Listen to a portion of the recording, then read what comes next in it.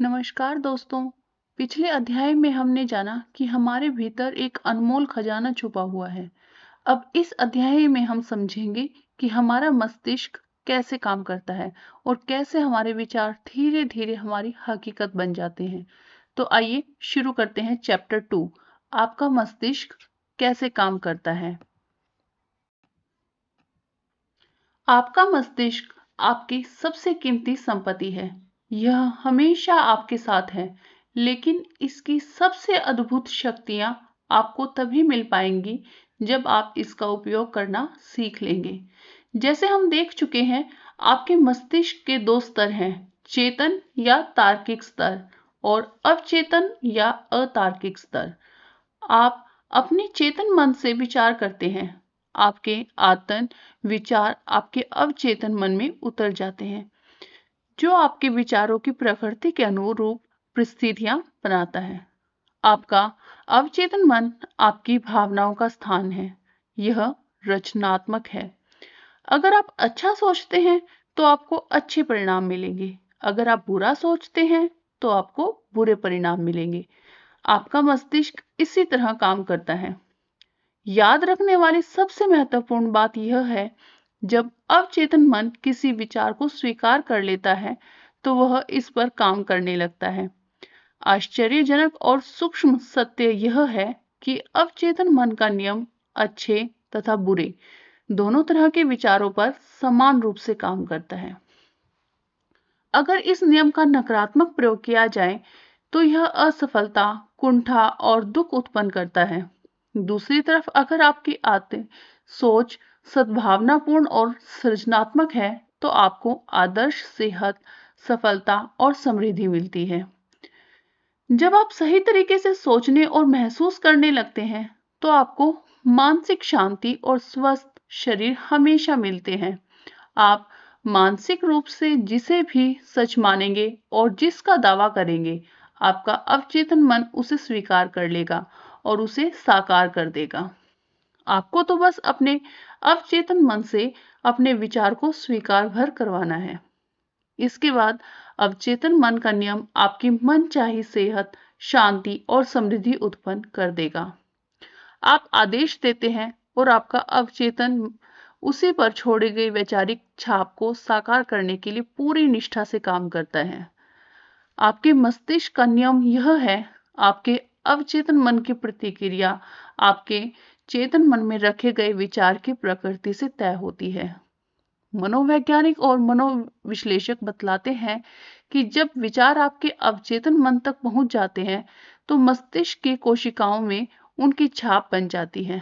जैसे ही आपका अवचेतन किसी विचार को स्वीकार कर लेता है, यह उसे साकार करने में तत्काल जुट जाता है। विचारों के साहचर्य के अनुसार काम करके यह अपने लक्ष्य को साकार करने के लिए ज्ञान के हर उस हिस्से का इस्तेमाल करता है जो आपने जिंदगी भर इकट्ठा किया है। यह आपके भीतर की असीमित शक्ति, ऊर्जा और बुद्धि का इस्तेमाल करता है। परिणाम पाने के लिए यह प्रकृति के सभी नियमों का इस्तेमाल करता है। कई बार यह आपकी मुश्किलों का समाधान तत्काल खोज लेता है, जबकि कई बार कई दिनों, सप्ताहों या इससे भी ज्यादा समय लग जाता है। इसके तरीके अबूझ हैं। चेतन और अवचेतन में भिन्नताएं। आपको याद रखना चाहिए कि चेतन और अवचेतन दो मस्तिष्क नहीं हैं। वे तो एक ही मस्तिष्क में होने वाली गतिविधियों के दो क्षेत्र हैं। आपका चेतन मन तार्किक मस्तिष्क है। यह मस्तिष्क का वह हिस्सा है जो विकल्प चुनता है। उदाहरण के लिए, आप अपनी पुस्तकें, अपना घर, अपना जीवन साथी चुनते हैं। आप अपने सारे निर्णय चेतन मन से करते हैं।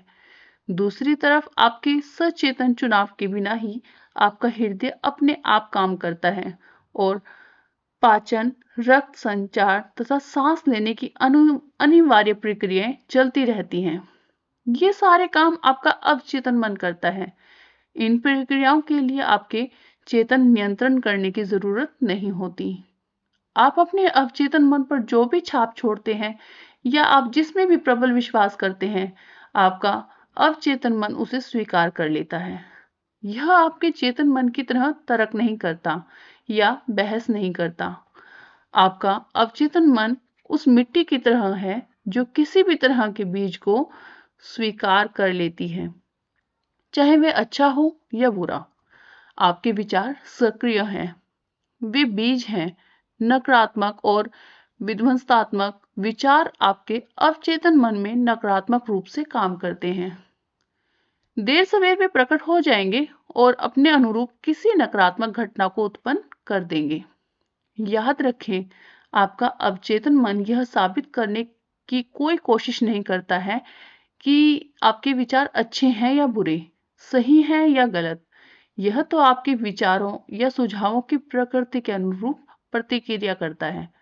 उदाहरण के लिए, अगर आप किसी झूठी चीज को भी चेतन रूप से सच मान लें, तो आपका अवचेतन मन इसे सच मान लेगा और उसके अनुरूप परिणाम देने लगेगा, क्योंकि आपने चेतन रूप से इसे सच मान लिया था।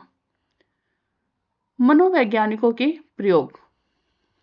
मनोवैज्ञानिकों और अन्य शोधकर्ताओं ने बहुत से सम्मोहित लोगों पर प्रयोग किए हैं।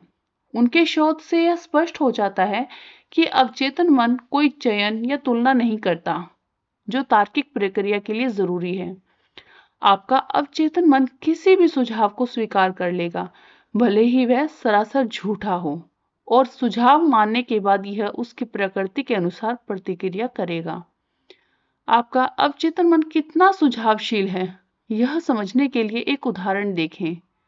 अगर कोई सम्मोहन विशेषज्ञ किसी को यह सुझाव दे कि वह नेपोलियन बोनापार्ट है या कुत्ता या बिल्ली है, तो वह व्यक्ति पूरी सटीकता से उस भूमिका को निभाने लगेगा। कुछ समय के लिए उसका पूरा व्यक्तित्व बदल जाएगा। यह व्यक्ति खुद को वही मान लेगा जिसका सुझाव सम्मोहन विशेषज्ञ ने दिया है। निपुण सम्मोहन विशेषज्ञ की अवस्था में अपने किसी विद्यार्थी को यह सुझाव दे सकता है कि वह अपनी पीठ खुजाए। दूसरों को यह सुझाव दे सकता है कि उसकी नाक से खून बह रहा है। तीसरे को यह सुझाव दे सकता है कि वह संगमरमर की मूर्ति है, तथा चौथे को यह सुझाव दे सकता है कि तापमान 0 से कम है और वह बर्फ की तरह जम गया है। हर विद्यार्थी उसे दिए गए विशिष्ट सुझाव के अनुरूप काम करेगा। वह उन सभी परिस्थितियों को नजरअंदाज कर देगा जो उस सम्मोहन के सुझाव के अनुरूप हो। यह आसान उदाहरण आपके चेतन मन या तार्किक मस्तिष्क और आपके अवचेतन मन के अंतर को रेखांकित करता है। आपका अवचेतन मन भाववाचक और चयनहीन होता है। यह हर चीज को सच मान लेता है जिसे आपका चेतन मन सच मानता है। इसलिए यह महत्वपूर्ण है कि आप ऐसे विचार और आधार वाक्य चुनें जो आपको सुख पहुंचाए, आपका उपचार करें और आपकी आत्मा को खुशी से भर दें। यथार्थवादी और कल्पनावादी का स्पष्टीकरण। चेतन मन को कई बार यथार्थवादी मन कहा जाता है क्योंकि इसका संबंध बाहरी वस्तुओं से होता है। यथार्थवादी मन मीन्स ऑब्जेक्टिव माइंड बाहरी दुनिया के प्रति जागरूक रहता है। इसके अवलोकन के साधारण आपकी 5 शारीरिक इंद्रियां हैं। आपका यथार्थवादी मन आपके परिवेश से संपर्क का मार्गदर्शक और निर्देशक है। आप अपने 5 इंद्रियों के जरिए ज्ञान हासिल करते हैं। आपका यथार्थवादी मन अवलोकन, अनुभव और शिक्षा से सीखता है। जैसा पहले बताया जा चुका है, यथार्थवादी मन का सबसे बड़ा कार्य तर्क करना है। मान लें आप उन हजारों लाखों पर्यटकों में से एक हैं जो हर साल ग्रैंड कैन्यन की सैर करते हैं। आप इस निष्कर्ष पर पहुंचेंगे कि यह दुनिया के सबसे अद्भुत प्राकृतिक आश्चर्यों में से एक है। यह निष्कर्ष इसकी अविश्वसनीय गहराई, चट्टानों के जटिल आकार, भिन्न भिन्न स्थानों पर रंगों के अद्भुत चित्रकारी के अवलोकन पर आधारित होगा। यह आपके यथार्थवादी मन का काम है। अवचेतन मन का अक्सर कल्पनावादी मन भी कहा जाता है। आपका कल्पनावादी मन अपने माहौल के प्रति जागरूक तो होता है, लेकिन शारीरिक इंद्रियों के माध्यम से नहीं। आपका अवचेतन मन अंतर्ज्ञान से महसूस होता है। यह आपकी भावनाओं का स्थान और यादों का भंडार है। आपका कल्पनावादी मन अपने उच्चतम कार्य तब करता है जब आपकी यथार्थवादी इंद्रियां काम न कर रही हों। दूसरे शब्दों में, जब यथार्थवादी मन शिथिल हो या उन्नति अवस्था में हो, तब कल्पनावादी बुद्धि सबसे अच्छी तरह काम करती है।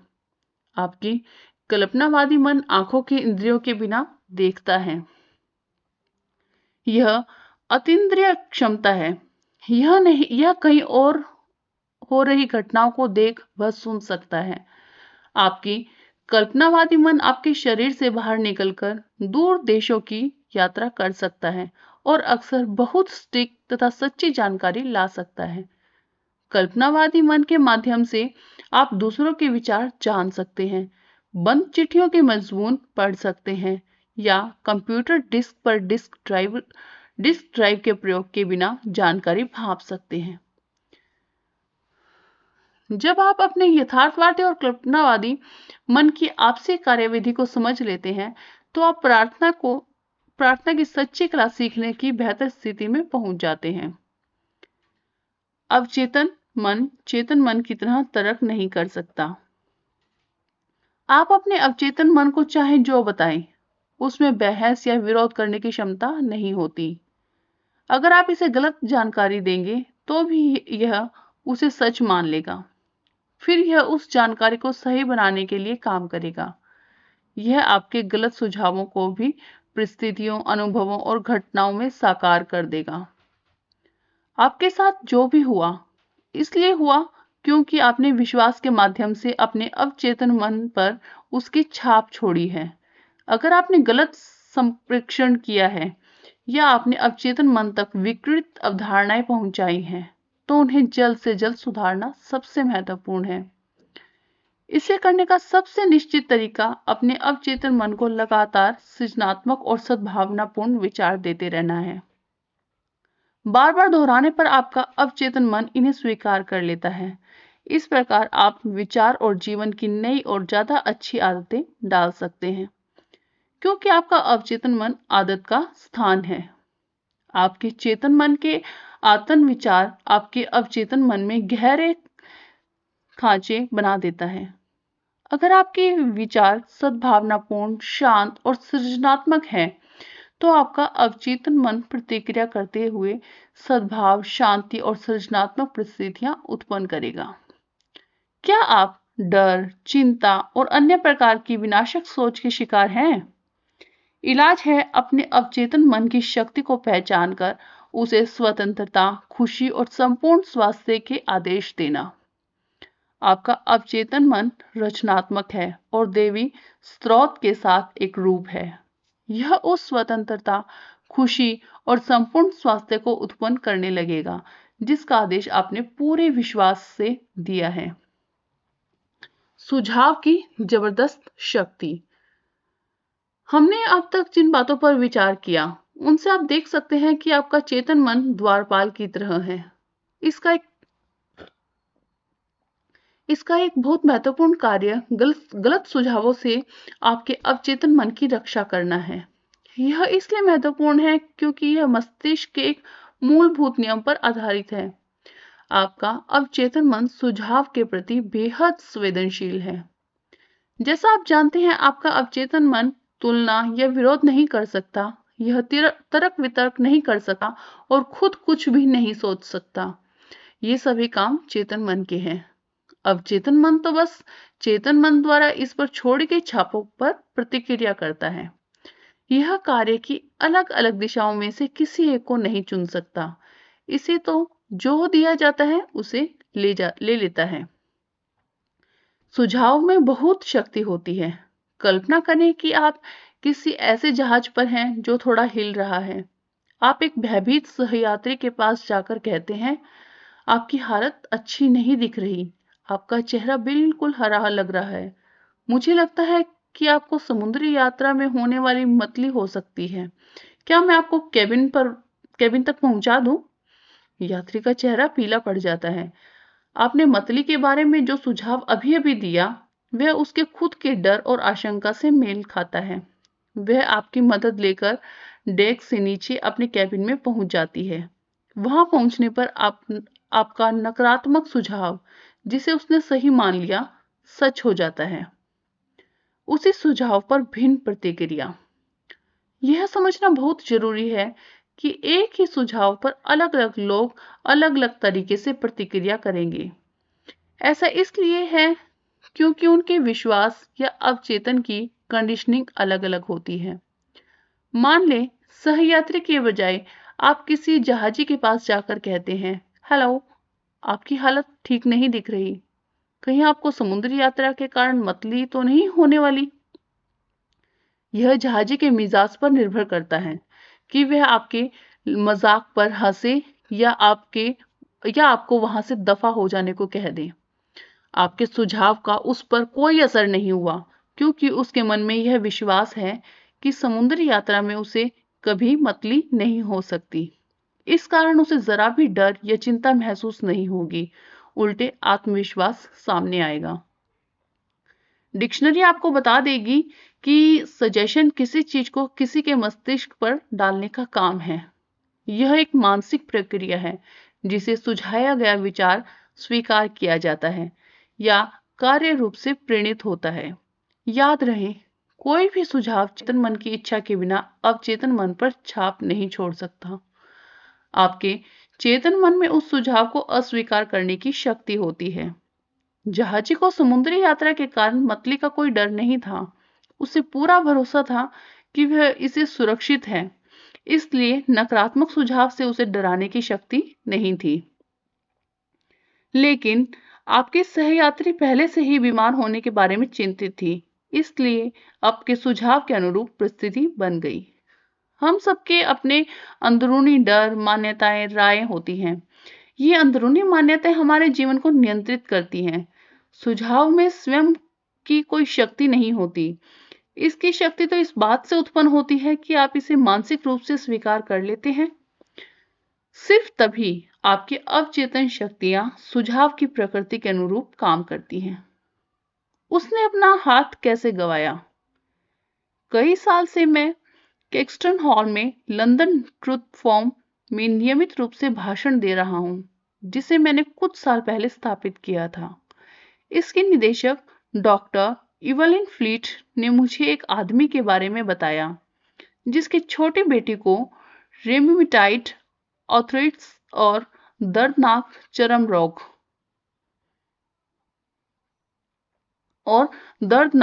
रोग था।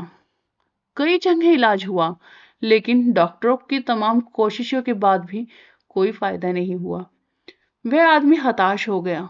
वह खुद से और अपने दोस्तों से बार बार कहता था, अपनी बेटी को भली चंगी देखने के लिए मैं अपना दाहिना हाथ देने को भी तैयार हूं। डॉक्टर फ्लीट के अनुसार एक दिन परिवार सैर सपाटे पर गया। कार की दुर्घटना हो गई और पिता का दाहिना हाथ कंधे से अलग हो गया। अस्पताल से घर लौटने पर उसने पाया कि उसकी बेटी का आर्थराइटिस और चर्म रोग बिल्कुल ठीक हो चुका था।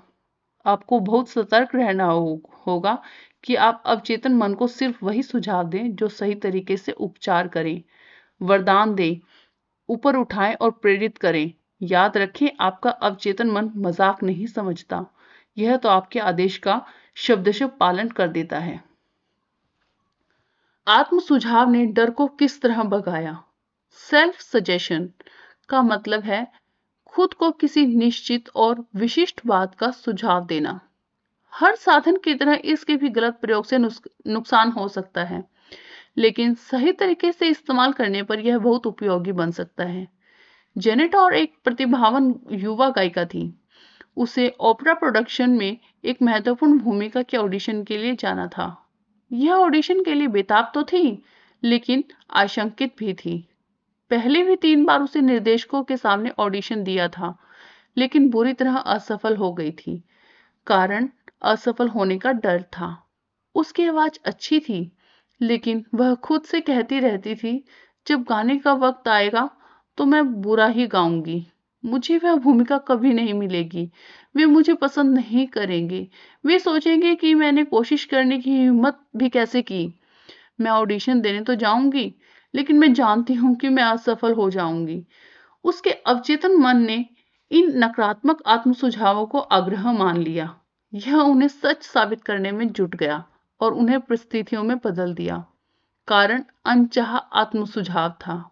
उसका डर हकीकत में बदल गया और उसके विचार सच हो गए। यह युवा गायिका आखिरकार अपने नकारात्मक आत्म सुझावों से उबरने में सफल हुई। उसने सकारात्मक आत्म सुझावों के माध्यम से उनका विरोध करके यह काम किया। हर दिन 3 बार वह एक शांत कमरे में अकेली जाती थी। वह एक कुर्सी पर आराम से बैठ जाती थी, अपने शरीर को ढीला छोड़ देती थी और आंखें बंद कर लेती थी। वह अपने मस्तिष्क और शरीर को यथासंभव स्थिर कर लेती थी। शारीरिक निष्क्रियता मानसिक निष्क्रियता को प्रेरित करती थी और मस्तिष्क को सुझाव के अधिक ग्रहणशील बना देती थी। डर के सुझाव का प्रतिकार करने के लिए वह खुद से बार बार कहती थी, मैं बहुत अच्छा गाती हूँ, मैं शांत, संतुलित, आत्मविश्वासी हूँ। हर बार वह इस कथन को धीरे धीरे शांति से और भावना के साथ 5 से 10 बार दोहराती थी। वह दिन में 3 बार यह काम करती थी और एक बार रात को सोने से ठीक पहले। एक सप्ताह बाद वह बहुत शांत और आत्मविश्वासी हो गई। जब निर्णायक दिन आया तो उसने बहुत बढ़िया ऑडिशन दिया और उसे भूमिका मिल गई। उसकी याद कैसे लौटी? 75 साल की एक महिला को हमेशा से अपनी यादाश्त पर गर्व था। हालांकि बाकी सबकी तरह वह भी कभी कभार चीजें भूल जाती थी, लेकिन वह इस तरफ ध्यान नहीं देती थी। बहरहाल जबकि उसकी उम्र बढ़ी तो वह भूलने के मौके पर ध्यान देने लगी और उनके बारे में चिंता करने लगी। जब भी वह कोई चीज भूल जाती तो हर बार खुद से कहती, बुढ़ापे के कारण मेरी याददाश्त कमजोर होती जा रही है। इस नकारात्मक आत्म सुझाव के कारण वह और ज्यादा नाम तथा घटनाएं भूलने लगी। वह हताश हो गई। सौभाग्य से उसे यह एहसास हो गया कि वह खुद को किस तरह से नुकसान पहुंचा रही है। उसने इस प्रक्रिया को उलटने का संकल्प लिया। जब भी वह सोचने लगती, मेरी याददाश्त कमजोर होती जा रही है, तो वह रुक जाती। यही नहीं, वह जानबूझकर इस प्रक्रिया को उलट देती थी। दिन में कई बार वह सकारात्मक आत्म सुझाव का अभ्यास करती। वह खुद से कहती थी, आज से मेरी याददाश्त हर तरह से सुधर रही है। मुझे जो भी याद रखना चाहिए वह मुझे हर पल हर जगह हमेशा याद रहेगा। मुझे घटनाएं स्पष्टता से याद रहेंगी। मैं जो भी याद करना चाहूंगी वे मुझे तत्काल याद आ जाएगा। मुझ में हर दिन तेजी से सुधर रहा है। बहुत जल्दी मेरी याददाश्त पहले से बहुत अच्छी हो जाएगी। 3 हफ्ते बाद उसकी याददाश्त सामान्य हो गई। उसने किस तरह बुरे स्वभाव पर काबू पाया? एक व्यक्ति मेरे पास परामर्श लेने आया। उसका वैवाहिक जीवन और कैरियर दोनों ही गंभीर संकट में थे। ह्यूजी की समस्या यह थी कि वह बहुत चिड़चिड़ा और गुस्सैल था। वह इसके बारे में खुद चिंतित था, लेकिन अगर कोई दूसरा इस बारे में उससे बात करने की कोशिश करता तो वह आग बबूला हो जाता। वह खुद से बार बार कहता कि सब लोग उसे सता रहे थे और उसे उनसे अपनी रक्षा करनी थी।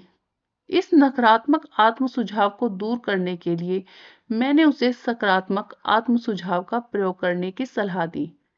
दिन में कई बार सुबह, दोपहर और रात को सोने से पहले उसे खुद से बार बार यह कहना था, आगे से मैं ज्यादा अच्छे स्वभाव का बनूंगा। अब मेरी सामान्य मनोदशा खुशी, सुख और खुश मिजाजी हो रही है। हर दिन मैं अधिक प्रेम करने काबिल और समझदार बन रहा हूँ।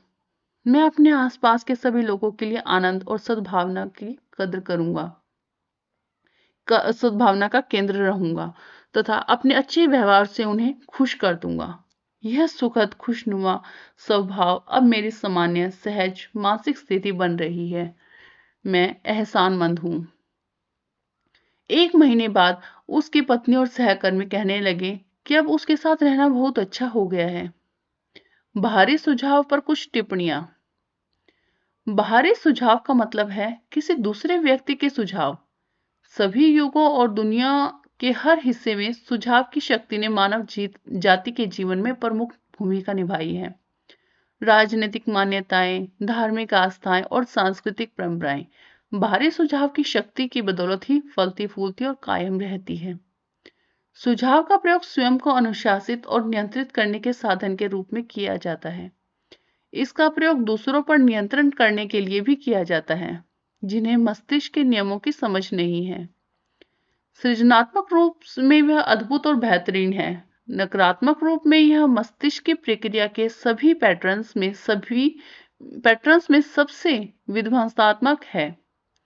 इसके परिणाम दुख, असफलता, कष्ट, बीमारी और तबाही हो सकते हैं। क्या आपने इनमें से किसी को स्वीकार किया है? पैदा होने के बाद से हम नकारात्मक सुझावों की बमबारी होने लगती है, क्योंकि हम यह नहीं जानते कि उनका विरोध कैसे किया जाए। इसलिए अचेतन रूप से हम उन्हें स्वीकार कर लेते हैं और अपने अनुभव में बदल देते हैं।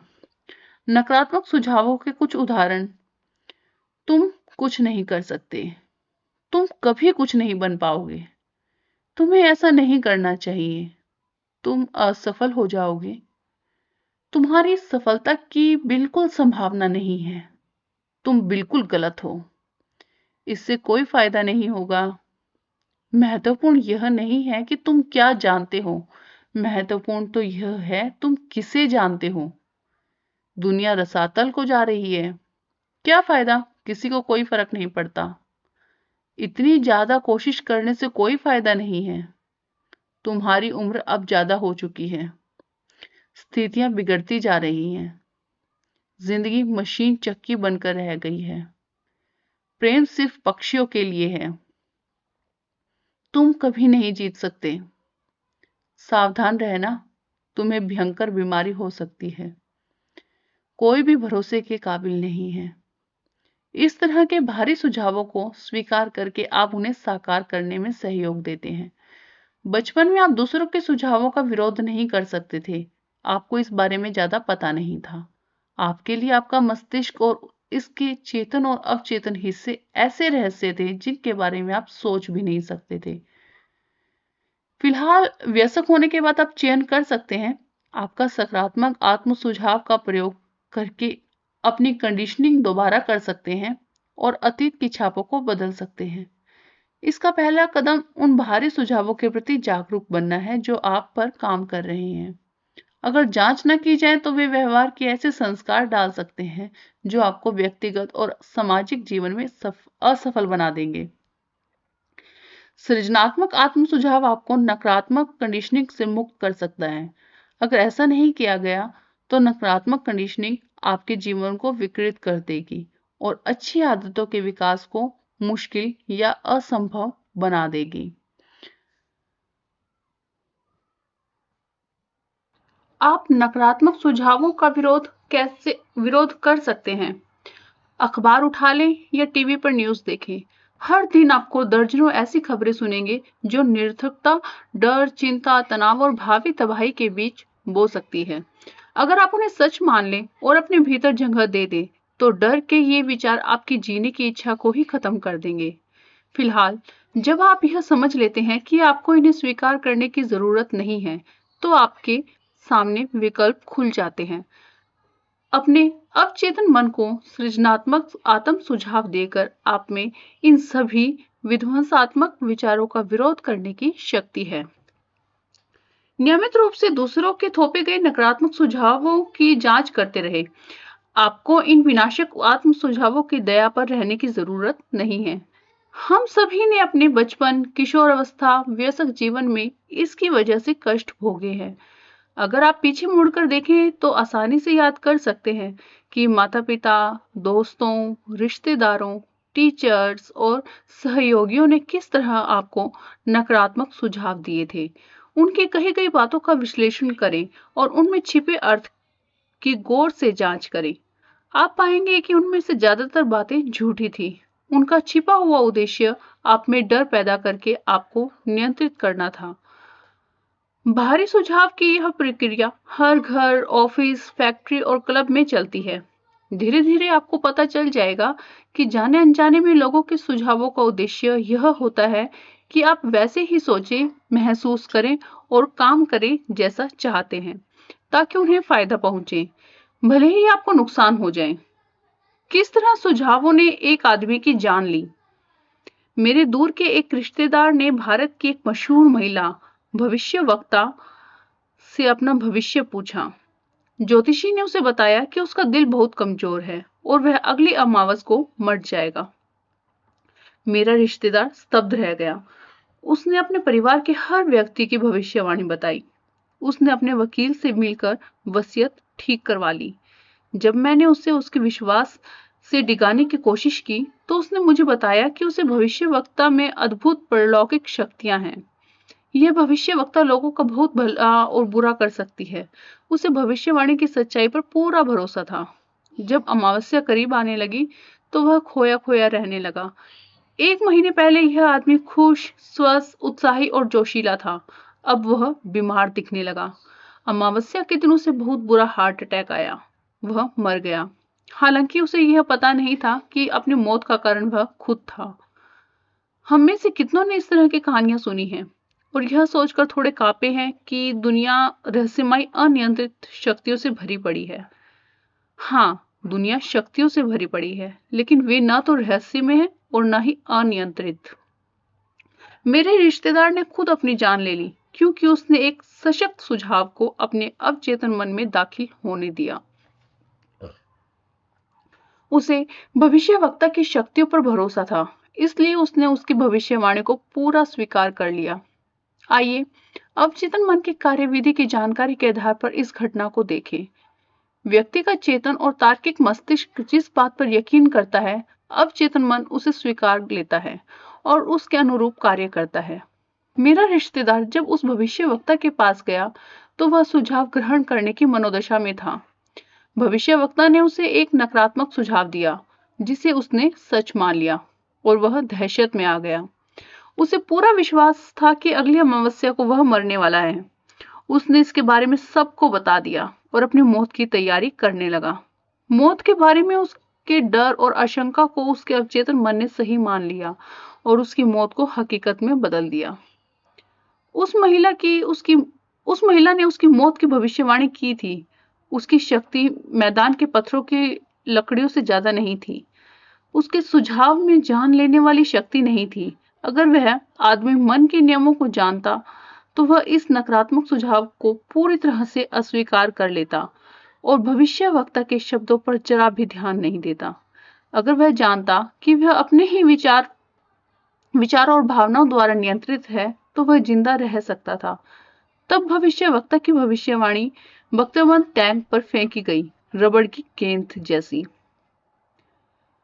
वह आसानी से उसके सुझाव को नकार सकता था और हवा में उड़ा सकता था, जिससे उसे कोई नुकसान नहीं होता। इसके बजाय जागरूकता और समझ की कमी के कारण उसने अपनी मौत को खुद ही बुला लिया। दूसरों के सुझावों में अपनी कोई शक्ति नहीं थी। आप अपने विचारों द्वारा उन्हें शक्ति देते हैं। आपको अपनी मानसिक सहमति देनी होती है। आपको उस विचार को स्वीकार करना होता है, तब वह विचार आपका बन जाता है और आपका अवचेतन उसे साकार करने के लिए काम करता है। याद रखिए, आपके पास चुनने की क्षमता है। जिंदगी चुने, प्रेम चुने, सेहत चुने। माने गए प्रमुख आधार वाक्यों की शक्ति। प्राचीन यूनान के जमाने में दार्शनिक और तर्कशास्त्रियों ने सिलोजिज्म नामक तर्क का अध्ययन किया। सिलोजिज्म में मस्तिष्क व्यवहारिक संदर्भ में तर्क करता है। इसका मतलब यह है कि आपका चेतन मन जिस प्रमुख आधार वाक्य को सच मानता है, उसी से वह निष्कर्ष तय होता है जिस पर आपका अवचेतन मन पहुंचेगा। इस बात से कोई फर्क नहीं पड़ता कि वह सवाल या समस्या कौन सी है। अगर आधार वाक्य सही है, तो निष्कर्ष अवश्य सही होगा। उदाहरण के लिए, हर गुण प्रशंसनीय है। दयालुता एक गुण है, इसलिए दयालुता प्रशंसनीय है। या फिर सभी निर्मित चीजें बदलती और खत्म होती हैं। मिस्र के पिरामिड निर्मित चीजें हैं, इसलिए पिरामिड बदलेंगे और खत्म होंगे। पहले वाक्य को प्रमुख आधार वाक्य कहा जाता है और सही आधार वाक्य से सही निष्कर्ष निकलते हैं। कॉलेज के एक प्रोफेसर ने न्यूयॉर्क सिटी के टाउन हॉल में मस्तिष्क विज्ञान पर मेरे कुछ भाषण सुने। वे बाद में मुझसे मिलने आए। उन्होंने मुझसे कहा, मेरे जीवन में हर चीज गड़बड़ है। मैं अपनी सेहत, दौलत और मित्र गवा चुका हूँ। मैं जिस चीज को छूता हूँ बिगड़ जाती है। मैंने उन्हें समझाया कि उनकी समस्याएं तार्किक रूप से उनके आत्मविनाशक प्रमुख आधार वाक्य से उत्पन्न हुई है। अपने जीवन को बदलने के लिए उन्हें अपने चिंतन में एक नया प्रमुख आधार वाक्य स्थापित करना होगा। उन्हें इस विश्वास को सही मानना होगा कि उनके अवचेतन मन की असीमित बुद्धिमत्ता उन्हें आध्यात्मिक, मानसिक और भौतिक मार्गदर्शन दे रही है, निर्देशित कर रही है और समृद्ध बना रही है। जब वे ऐसा कर लेंगे तो उनका अवचेतन मन अपने आप उन्हें समझदारी से निर्णय लेने के लिए निर्देशित करेगा, उनके शरीर का उपचार कर देगा और उनकी मानसिक शांति लौटा देगा। प्रोफेसर ने अपने जीवन की मनचाही तस्वीर बनाई। उनका प्रमुख आधार वाक्य यह था, असीमित बुद्धिमत्ता हर तरीके से मुझे मार्गदर्शन दे रही है। मैं पूरी तरह स्वस्थ हूँ और मेरे मस्तिष्क और शरीर में सामंजस्य का नियम काम करता है। मेरे पास सौंदर्य, प्रेम, शांति और प्रचुरता है। सही कर्म और दैवी विधान के सिद्धांत मेरे पूरे जीवन पर शासन करते हैं। मैं जानता हूं कि मेरा प्रमुख आधार वाक्य जीवन के शाश्वत नियमों पर आधारित है और मैं महसूस करता हूँ, जानता हूँ और विश्वास करता हूँ कि मेरा अवचेतन मन मेरे चेतन मन की विचार प्रकृति के अनुरूप प्रतिक्रिया करेगा।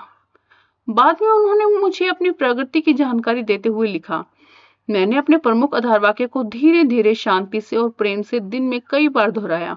मैं जानता था कि वे मेरे अवचेतन मन की गहराई में उतर रहे हैं। मुझे यकीन था मुझे मस्तिष्क के नियमों के आधार पर परिणाम मिलेंगे। मैं आपके साथ हुई बातचीत के लिए बहुत कृतज्ञ हूँ और मैं यह भी कहना चाहूंगा कि मेरे जीवन के सभी क्षेत्रों में बहुत सुधार आ रहा है। यह कारगर है। अवचेतन मन बहस नहीं करता। अवचेतन मन बहुत समझदार है।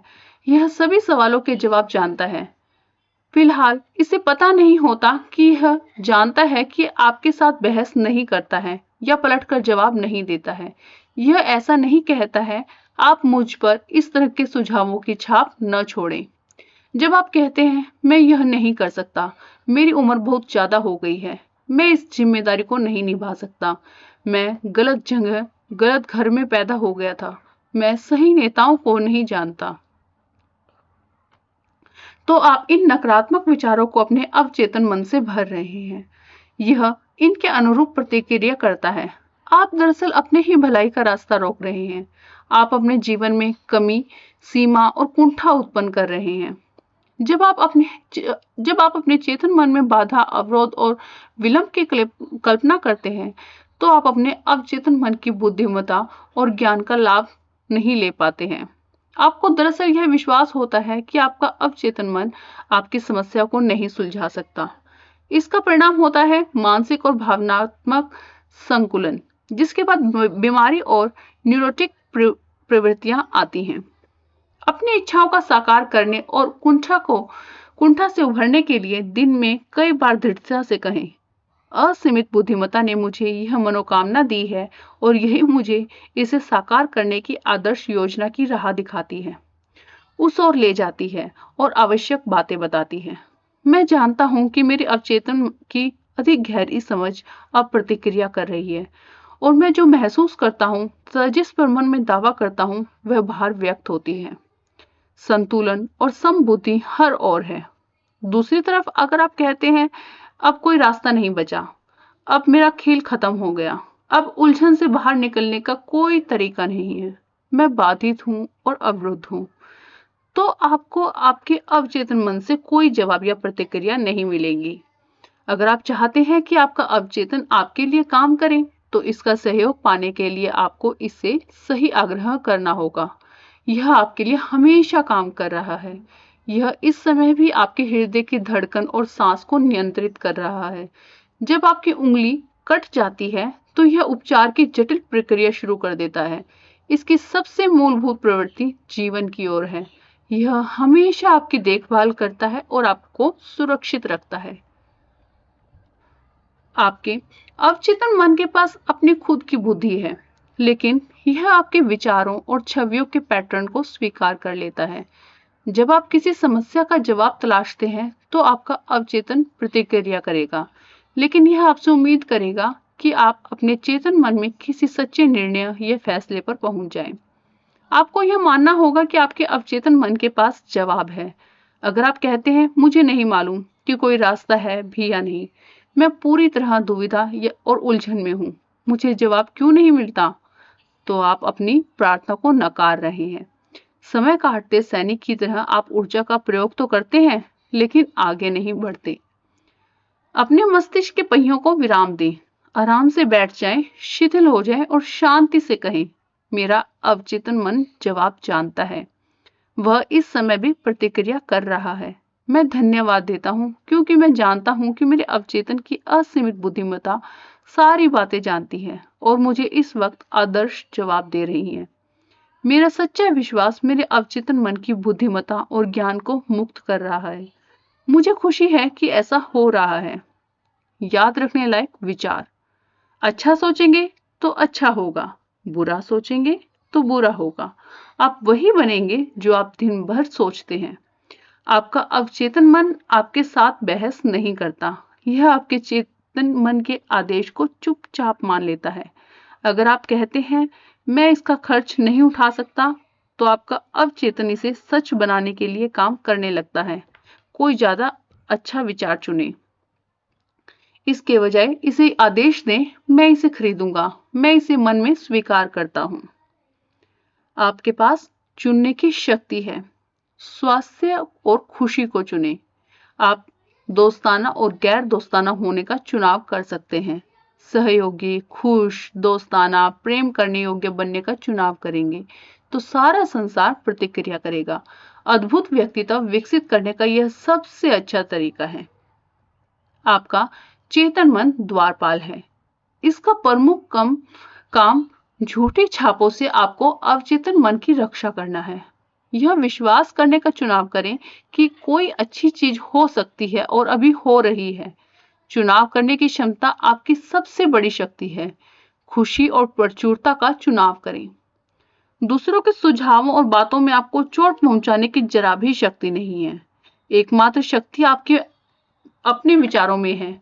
आप दूसरों के विचारों और सुझावों को अस्वीकृत करने का चुनाव कर सकते हैं और अच्छे विचारों को दृढ़ता से कह सकते हैं।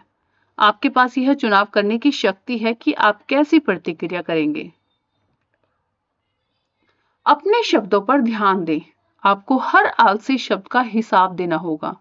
कभी यह न कहें मैं असफल हो जाऊंगा, मेरी नौकरी छूट जाएगी, मैं किराया नहीं चुका सकता। आपका अवचेतन मन मजाक नहीं समझ सकता, यह उन चीजों को हकीकत में बदल देगा। आपका मस्तिष्क बुरा नहीं है। प्रकृति की कोई भी शक्ति बुरी नहीं है। यह इस बात पर निर्भर करता है कि आप प्रकृति की शक्तियों का कैसा प्रयोग करते हैं। अपने मस्तिष्क का प्रयोग हर जगह सभी लोगों को वरदान देने, उपचार करने और प्रेरित करने के लिए करें। कभी यह ना कहें मैं नहीं कर सकता। इस वाक्य की जगह पर आगे दिया वाक्य रखकर इसे डर से उबरें। मैं अपने अवचेतन मन की शक्ति से सारे काम कर सकता हूँ। डर, अज्ञान और अंधविश्वास के बजाय शाश्वत सत्यों और जीवन के सिद्धांतों के दृष्टिकोण से सोचना शुरू करें। दूसरों को अपने लिए सोचने की अनुमति न दें। अपने विचार खुद चुनें और अपने निर्णय खुद लें। आप अपनी आत्मा के कप्तान हैं और अपनी तकदीर के मालिक।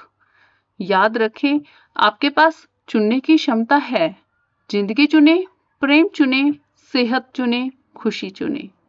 आपका चेतन मन जिसे भी सच मानता है, आपका अवचेतन मन उसे स्वीकार कर लेगा और हकीकत बना देगा। खुशकिस्मती दैवी मार्गदर्शन, सही कर्म और जीवन के सभी नियमों में विश्वास करें। तो दोस्तों, इस अध्याय से हमें यह समझ आता है कि हमारा मस्तिष्क हमारे हर विचार और विश्वास को स्वीकार करता है। इसलिए अगर हम अपने विचारों को सही दिशा दें तो हम अपनी जिंदगी को भी अपनी इच्छा के अनुसार ढाल सकते हैं। अगले अध्याय में हम इस शक्ति को और गहराई से सुनेंगे।